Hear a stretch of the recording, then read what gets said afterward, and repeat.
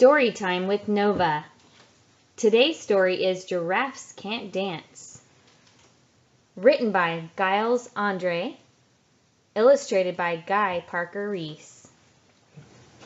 Gerald was a tall giraffe whose neck was long and slim, but his knees were awfully crooked and his legs were rather thin. He was very good at standing still and munching shoots off trees, but when he tried to run around, he buckled at the knees. Now, every year in Africa, they hold the jungle dance where every single animal turns up to skip and prance. And this year, when the day arrived, poor Gerald felt so sad because when it came to dancing, it was really very bad. The warthogs started waltzing, and the rhinos rock and rolled. The lions danced a tango that was elegant and bold. The chimps did a cha-cha-cha with a very Latin feel, and 8 baboons then teamed up for a splendid Scottish reel. Gerald swallowed bravely as he walked toward the floor, but the lions saw him coming, and they soon began to roar.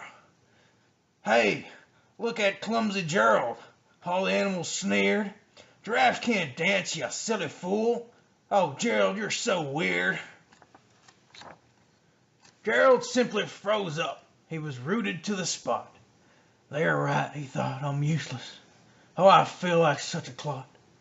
So he crept off from the dance floor and he started walking home. He never felt so sad before, so sad and alone.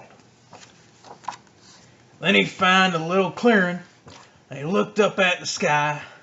"The moon can be so beautiful," he whispered with a sigh. "Excuse me," coughed a cricket who'd seen Gerald earlier on, "but sometimes when you're different, you just need a different song." Listen to the swaying grass and listen to the trees. To me, the sweetest music is those branches in the breeze. So imagine that lovely moon is playing just for you. Everything makes music if you really wanted to. With that, the cricket smiled and picked up his violin. Then Gerald felt his body do the most amazing thing. His hooves had started shuffling, making circles on the ground. His neck was gently swaying and his tail was swishing round. He threw his legs out sideways and he swung them everywhere. He did a backward somersault and leapt up in the air. Gerald felt so wonderful. His mouth was open wide. "I'm dancing, yes, I'm dancing. I am dancing," Gerald cried. Then one by one, each animal who'd been there at the dance arrived with Gerald boogied and watched him quite entranced. They shouted, "It's a miracle. We must be in a dream.